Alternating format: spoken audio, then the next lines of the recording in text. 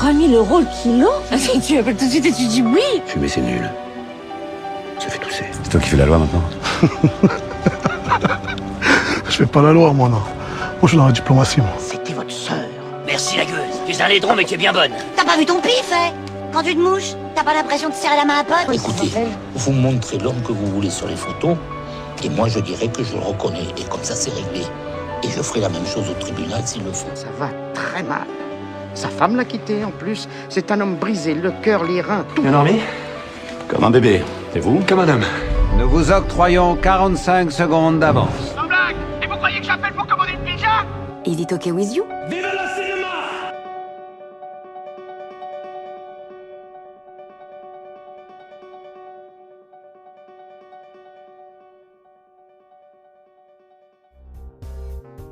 La Fabrique du mensonge, un film fort, puissant, en immersion dans la machine de communication du Reich, Goebbels et sa propagande, sa relation avec Hitler, une plongée au cœur de l'Allemagne nazie, La Fabrique du mensonge au cinéma le 19 février.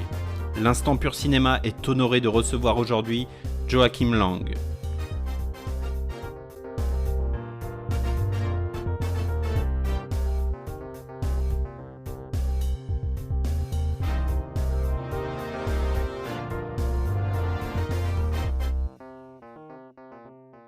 À l'aube de la Seconde Guerre mondiale, Joseph Goebbels est devenu l'éminence grise d'Hitler, convaincu que la domination du Reich passe par des méthodes de manipulation radicalement nouvelles. Le ministre de la propagande contrôle les médias et électrise les foules, au point de transformer les défaites en victoires et le mensonge en vérité. Avec le plein soutien du Führer, Goebbels va bâtir la plus sophistiquée des illusions, quitte à précipiter les peuples vers l'abîme.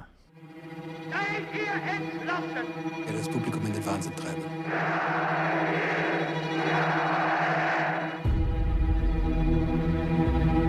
Herr Propagandaminister, wir stimmen ein Höllenkonzert an.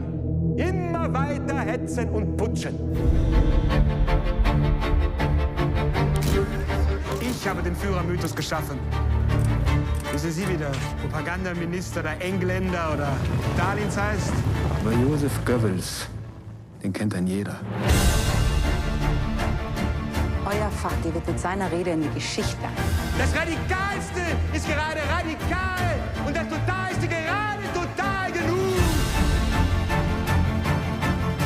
Wir werden mit ihm in die Geschichte eingehen. Wollt ihr den totalen Krieg?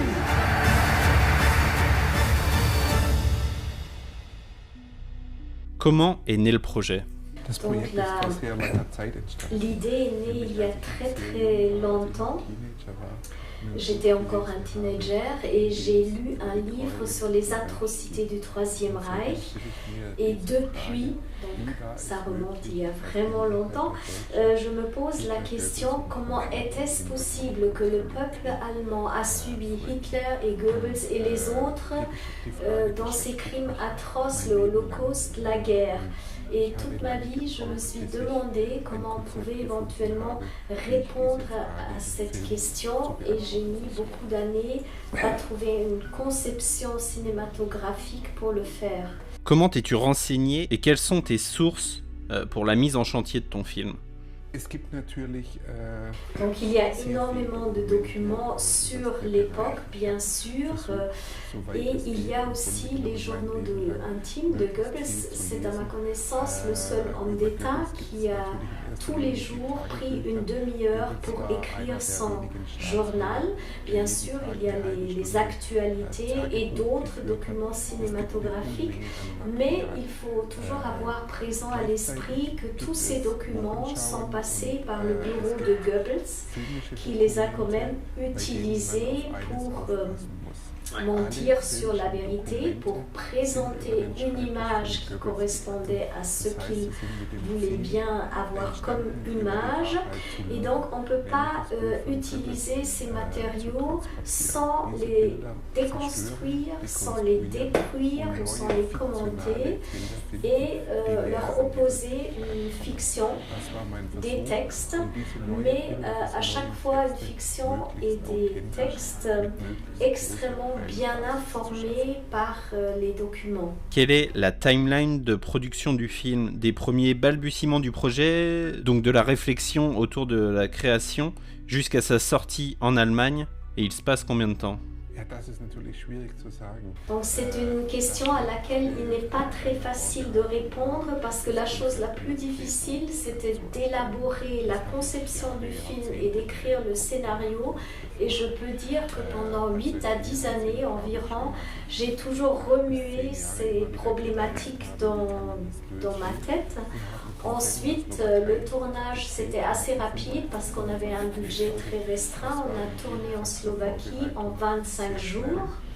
Et puis, le film a eu sa première le 4 juin au Festival de cinéma de Munich qui nous avait invités. Un film immersif donc, qui vient augmenter des images d'archives poignantes, très dures à regarder pour certaines. Quelle est ton envie au moment de la création du film d'intégrer de véritables images d'archives dans ton film? La situation avec les documents d'archives est la suivante. Il y a deux espèces de matériaux d'archives. Il y a les images produites par Goebbels, avec le but très clair de voiler la vérité.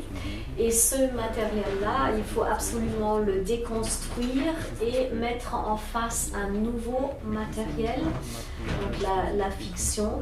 Et le deuxième type d'image d'archives, ce sont les images de l'Holocauste, très souvent filmées par des amateurs qui reflètent absolument la vérité. Et le but de ces images-là est de montrer la vérité. Ces images-là, on a pu les utiliser sans les commenter. Des deux types de documents, il y en a des quantités absolument énormes. Et nous avons essayé donc de faire des recherches, de montrer des images d'archives, peu montrer ou pas montrer, et nos recherches ont été menées dans le monde entier. Ton film a terminé son exploitation en Allemagne. Comment ça s'est passé? Et à quelques jours maintenant de la sortie du film en France, comment tu te sens?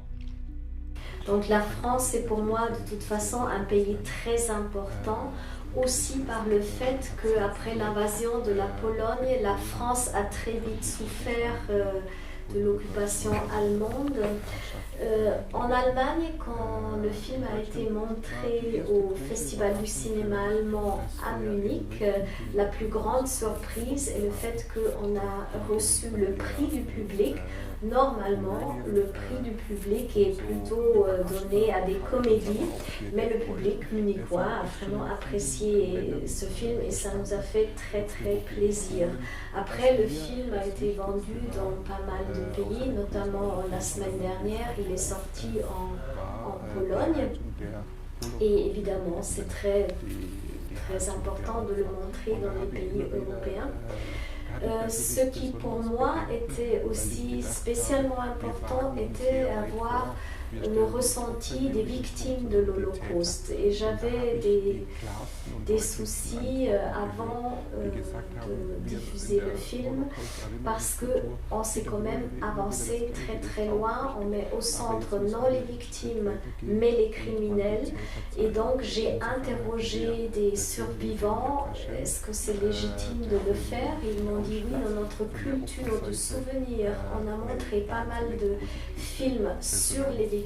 C'était très bien et tout à fait nécessaire, mais maintenant il y a un changement d'époque et il faut aussi montrer les criminels. Le film a été montré à Yad Vashem, il a été montré à Auschwitz et les retours des victimes que nous avons eus étaient toujours extrêmement positifs.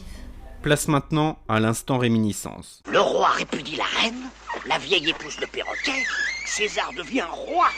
Je l'épouse et me voilà reine.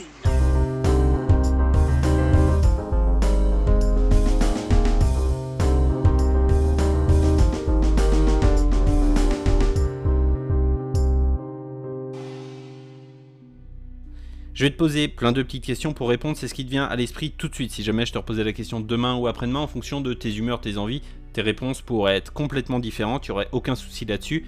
Quel film te ramène directement en enfance? Donc Les voleurs de bicyclettes de Desica. Quel est ton film parfait? Un film qui change quelque chose. Ton dernier film vu au cinéma? Donc mes propres films, La fabrique du mensonge et un film sur le chorégraphe John Cranko. Quel film t'a complètement bouleversé? Moulin Rouge. On change d'univers, moi je vais t'amener dans le mien. Ton dernier repas c'était quoi? Un sandwich au saumon. L'aliment ou le plat que tu n'aimes pas? Les raisins secs et les concombres. Plutôt thé, café ou chocolat? Café. Petit déjeuner sucré ou salé? Salé. La dernière, celle-là tu ne pourras pas y échapper, ton plat préféré. C'est un plat qui n'existe pas en France et en allemand c'est Sauerbraten.